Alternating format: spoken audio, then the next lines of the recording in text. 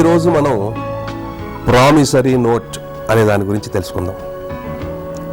అసలు ఈ promissory note అంటే ఏమిటి, దాన్ని ఏ సందర్భంలో ఉపయోగిస్తూ ఉంటారు, ఎవరెవరు వాడుతూ ఉంటారు మొదలైన విషయాలన్నీ ఈ ప్రామిసరీ నోట్ కార్యక్రమంలో తెలుసుకుందాం. మనం పూర్వకాలంలో మన పెద్దలు అప్పు నిప్పు లాంటిది అని భావించేవారు. అంటే దాని భావన అప్పు చేసిన వాణ్ణి అది నిప్పులా దహించి వేస్తుంది అని దాని అర్థం. అయితే అప్పుడు ఇప్పుడు కూడా చిన్న రైతుల దగ్గర నుంచి పెద్ద పెద్ద భూస్వాముల వరకు, చిన్న చిన్న వ్యాపారస్తుల దగ్గర నుంచి బడా పారిశ్రామికవేత్తల వరకు, ఉద్యోగస్తులు మొదలైన వారు అందరూ కూడా అప్పులు చేస్తూనే ఉన్నారు. మరి అందరూ అప్పులు చేసేవారైతే అప్పులు ఇచ్చేవారెవరు? ఈ విషయంలో బ్యాంకులు ప్రధానమైన పాత్ర పోషిస్తూ ఉన్నాయి. మరి ఈ బ్యాంకు సౌకర్యాలు అందరికీ అందుబాటులో ఉన్నాయా అంటే లేవనే చెప్పాలి. ఎందుకంటే చిన్న చిన్న పల్లెల్లోకి బ్యాంకు సౌకర్యాలు ఇంకా అందుబాటులోకి రాలేదు. మరి పల్లెల్లో ఉన్న వాళ్ళు అప్పు తీసుకున్నప్పుడు ఏం చేస్తారయ్యా అంటే ఆ ఊర్లో ఉన్న వడ్డీ వ్యాపారస్తుల దగ్గరకు కానీ లేదా భూస్వాముల దగ్గరకు కానీ వెళ్ళి అప్పు పుచ్చుకుంటారు. ఒక పత్రాన్ని రాసి అప్పు తీసుకుంటూ ఉంటారు. ఈ పత్రాన్ని ప్రామిసరీ నోట్ అంటారు. మన జీవిత కాలంలో ఎప్పుడైనా సరే ఒక్కసారైనా అప్పు ఇవ్వడం కానీ పుచ్చుకోవటం కానీ తటస్థించవచ్చు. మరి అలాంటప్పుడు ఈ ప్రామిసరీ నోటు గురించి మనం కూడా తెలుసుకోవటం చాలా అవసరం. ఈ ప్రామిసరీ నోటు ఎవరు ఎవరికి రాసిస్తారు అంటే అప్పు తీసుకున్న వ్యక్తి అప్పు ఇచ్చిన వ్యక్తికి గుర్తుగా రాసి ఇచ్చిన పత్రము ప్రామిసరీ నోట్. ఈ ప్రామిసరీ నోట్లో ఏ అంశాలు ఉంటాయో ఇప్పుడు మనం తెలుసుకుందాం. ఇందులో అప్పు తీసుకున్న తేదీ, అప్పు తీసుకున్న వారి పూర్తి పేరు, చిరునామా, అప్పు ఇచ్చిన వారి పూర్తి పేరు, చిరునామా, అప్పు తీసుకున్న మొత్తం, ఏ లెక్కన వడ్డీ ఇవ్వటానికి నిర్ణయించుకున్నది, అప్పు తీర్చడానికి ఒప్పుదల, డబ్బు ముట్టినట్టు ఒప్పుదలతో పాటు తీసుకున్న వారి సంతకం, ఇద్దరు సాక్షుల సంతకాలు, రాసిన వారి పేరు ఉంటాయి. ఈ ప్రామిసరీ నోట్లో ఇందాక మనం అనుకున్న 9 ముఖ్య అంశాలు తప్ప మిగిలిన ఉమ్మడి అంశాలన్నీ కూడా ముద్రించి ఉంటాయి. ఇప్పుడు ప్రామిసరీ నోట్ నమూనాను పరిశీలిద్దాం. ఇదిగో ముందుగా అప్పు తీసుకున్న తేదీని నింపాలి. ఆ తర్వాత అప్పు ఇచ్చిన వారి పూర్తి పేరు, తండ్రి లేదా భర్త పేరు, చిరునామాను నింపాలి. ఇప్పుడు అప్పు తీసుకున్న వారి పూర్తి పేరు, తండ్రి లేదా భర్త పేరు, చిరునామాను ఇక్కడ నింపాలి. ఆ తర్వాత ఇక్కడ ఎంత మొత్తం అప్పుగా తీసుకున్నది అక్షరాలలో రాయాలి. ఇక్కడ ఎంత మొత్తం అప్పుగా తీసుకున్నారో సంఖ్యల్లో రాయాలి.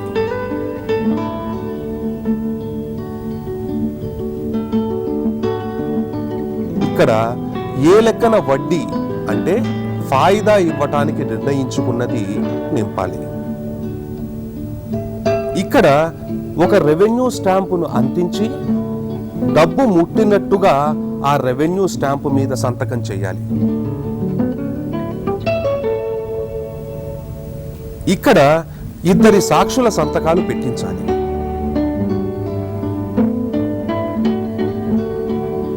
ఇక్కడ ఈ నోటును పూర్తి చేసిన వారి సంతకము, పేరు రాయాలి. ఇలా ముద్రించిన ప్రామిసరీ నోటును పూర్తి చేయాలి.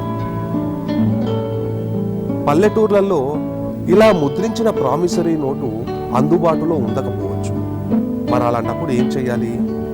ఒక తెల్ల కాగితాన్ని తీసుకొని స్వహస్తాలతో కానీ లేదా ప్రామిసరీ నోటు రాయటంలో సిద్ధహస్తుణ్ణి కానీ పిలిపించి తను కానీ లేదా అతని చేత కానీ ప్రామిసరీ నోటును రాయించాలి. ఈ ప్రామిసరీ నోటును ఎలా రాయాలో ఇప్పుడు చూద్దాం. ఒక తెల్ల కాగితాన్ని తీసుకొని దాన్ని రెండుగా మడిచి ఆనా అని మొదలుపెట్టి ఏ రోజున, ఏ తారీఖున, ఏ వారన్న ఇది రాస్తున్నామో ఆ తారీఖు, వారము మొదలైనవి పూర్తి చేయాలి. ఎలా అంటే ఆన 2003 సంవత్సరం జూన్ నెల 2వ తేదీ సోమవారం రోజున ఖమ్మం జిల్లా బయ్యారం మండలం కొత్తపేట గ్రామ కాపురస్తుడు ఓగిరాల సీతారామయ్య గారి కుమారుడు పిచ్చయ్య గారికి అదే గ్రామ కాపురస్తుడు వేల్పుల లక్ష్మయ్య గారి కుమారుడు రామయ్య రాయించి ఇచ్చిన ప్రామిసరీ నోట్ అని మొదటి పేరా పూర్తి చేయాలి. తరువాత మరో పేరాలో ఈ దినం నా అవసరం నిమిత్తం అనగా నా కుమారుని చదువు ఖర్చుకు మీ వద్ద నేను అప్పు పుచ్చుకున్న రొక్కం రూపాయలు 500 బ్రాకెట్లో అక్షరాల 500 రూపాయలు మాత్రం. ఇందుకు వడ్డీ నెలకు 102 రూపాయలు చొప్పున అయ్యే అసలు వాయిదాల మొత్తం మీకు గాని మీ ఉత్తర్వు పొందిన వారికి గాని అడిగిన తక్షణము ఇవ్వగలవాడను. ఈ నోటు తాలూకు సొమ్ము రొక్కపూర్వకంగా మీరు నాకు ఇచ్చినారు కనుక ముట్టినది అని రాసి ఎడమ పక్క చివరన ఇది నా సమ్మతిని రాయించి ఇచ్చిన ప్రామిసరీ నోటు అని రాసి దానికి కుడివైపు అప్పు తీసుకున్న వ్యక్తి రెవెన్యూ స్టాంపును అంటించి దానిపైన సంతకం చెయ్యాలి. దానికి ఇందుకు సాక్షులు అని రాసి ఇద్దరి దగ్గర సంతకాలు చేయించాలి. ఆ ఇద్దరూ కూడా నోటు రాసి ఇచ్చిన వ్యక్తికి అప్పు ఇచ్చే వ్యక్తి సొమ్మును ముట్ట చెప్పుతుండగా చూసిన వారై ఉండాలి.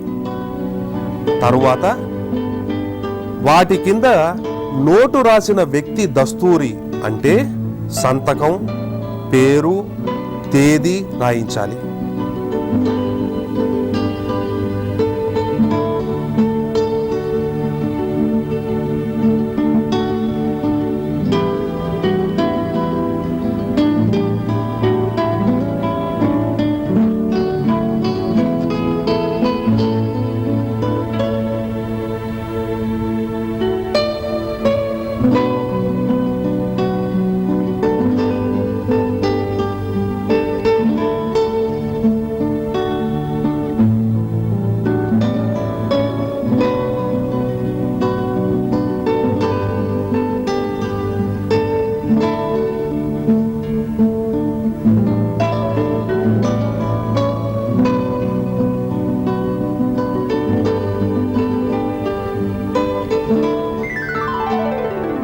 ఇలా రాయించిన ప్రామిసరీ నోటుకు చట్టబద్ధత ఉంటుంది.